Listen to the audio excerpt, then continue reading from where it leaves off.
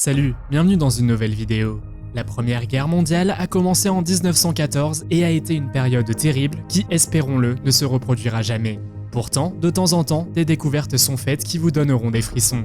Aujourd'hui, nous allons vous montrer 10 découvertes mystérieuses de la Première Guerre mondiale. Vous êtes nouveau sur la chaîne? N'hésitez pas à vous abonner, à cliquer sur la cloche pour activer les notifications et à laisser un pouce vers le haut pour nous soutenir. Numéro 10. Qui a dit qu'un pigeon ne pouvait pas être un soldat? Cher Ami était un pigeon militaire qui a sauvé la vie de nombreux soldats pendant la Première Guerre mondiale, en relayant des informations d'une importance capitale.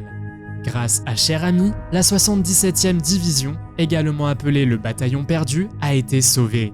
Mais vous vous demandez peut-être comment le pigeon a fait exactement cela. Alors que la 77e division était coupée de toute source d'informations et des troupes américaines, Cher Ami était le seul espoir de savoir où se dirigeait le bataillon.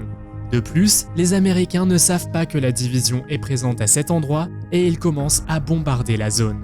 Un des soldats a attaché un billet à la jambe de Cher Ami, demandant aux Américains d'arrêter les bombardements, et le pigeon a réussi à délivrer le message. Par chance, Cher Ami est revenu vivant à la base américaine. Et grâce au pigeon, la 77e division a été sauvée. C'est incroyable, n'est-ce pas? Numéro 9. Un des soldats portant les initiales JM est devenu un personnage mystérieux lorsque les carnets de croquis qu'il a réalisés pour sa fille Adèle se sont retrouvés dans les archives d'une école. Des chercheurs de l'université de Victoria tentent de trouver plus d'informations sur cet homme car ils ne savent rien de lui. Ils supposent toutefois qu'il était un soldat britannique, car il utilisait des outils portant les armoiries de l'artillerie royale pour dessiner ses œuvres. On sait également qu'il les a réalisées pour sa fille Adèle car il a écrit son nom sur l'un des livres. Mais malheureusement, c'est tout ce que l'on sait. Ces dessins portent sur la guerre et l'une des œuvres présente 10 figurines de chevaux de guerre. On ignore encore qui était JM, mais il semble que cela restera un secret. Numéro 8. Zebrina a été appelé le bateau fantôme de la Première Guerre mondiale, et il semble que le mystère ne sera jamais résolu. En 1917, le bateau avait pour mission de transporter du charbon entre la Cornouaille et la France, mais il a finalement été retrouvé sans équipage. Le plus étrange est que le bateau était en bon état, mais il existe plusieurs théories sur ce qui est arrivé aux marins et sur la façon dont le bateau a disparu. La première théorie suggère que le bateau a été pris dans une tempête, mais ce n'est probablement pas le cas car il n'y avait aucun dommage. La deuxième théorie suggère que l'équipage a été attaqué par des U-boats allemands. Difficile donc de dire ce qui est arrivé aux 23 personnes qui étaient à bord. La troisième théorie dit que l'équipage a fini en quelque sorte dans l'océan. Qu'en pensez-vous? Numéro 7. L'uniforme militaire a énormément changé au fil des années. Cependant, les combinaisons et les masques de tireurs d'élite utilisés pendant la Première Guerre mondiale étaient extrêmement effrayants. Les soldats devaient réagir rapidement et ils utilisaient tout ce qu'ils pouvaient trouver pour protéger leur corps et rester sous couverture. Cette combinaison de tireurs d'élite exposée dans un musée est probablement l'une des plus effrayantes utilisées pendant la Première Guerre mondiale. Mais si vous voulez vraiment voir quelque chose de terrifiant, regardez le masque anti-éclaboussure porté par les artilleurs de chars français. Il a probablement aidé à protéger le visage, mais je pense qu'ils ont effrayé beaucoup d'ennemis avec ce masque. Les yeux étaient recouverts d'une sorte de lunette en métal et le masque lui-même était en cuir. Numéro 6. Pendant la guerre civile russe, le trésor des tsars a été estimé à 650 millions de roubles. Converti en dollars aujourd'hui, cela représente environ 21 millions de dollars. Cependant, ce trésor est toujours introuvable. Tout l'or de l'État russe a été donné à Alexandre Koltchak, le leader anticommuniste qui a été élu chef suprême de l'État russe. Cependant, lorsqu'il a été vaincu en 1921, le gouvernement a repris l'or. Mais il s'est avéré que tout l'or n'a pas été restitué, puisque seuls 400 millions de roubles ont été récupérés, ce qui signifie que 250 millions de roubles manquaient. En 1941, un soldat aurait enterré l'or non loin de la ville russe de Kemerovo. Mais lorsque le gouvernement lui a demandé de localiser l'endroit, ils n'ont absolument rien trouvé. À ce jour, personne n'a jamais retrouvé le reste de l'or. Numéro 5. Il était courant d'utiliser différents animaux pendant la Première Guerre mondiale. Des pigeons aux chiens, les gens essayaient de trouver les moyens les plus intelligents de vaincre l'ennemi par des moyens non conventionnels. Il fut donc très surprenant qu'un babouin rejoigne les forces armées pour servir aux côtés des troupes sud-africaines pendant la Première Guerre mondiale. Le babouin s'appelait Jackie et servait dans le 3e régiment d'infanterie sud-africain du côté britannique. Son histoire a commencé lorsqu'un homme a réussi à domestiquer Jackie et qu'il est allé partout où son maître avait besoin d'aller. Jackie est devenu la mascotte de la 3e division et il avait même un grade officiel de soldat. Les soldats ont même donné à Jackie son propre uniforme et le babouin savait comment marcher et saluer.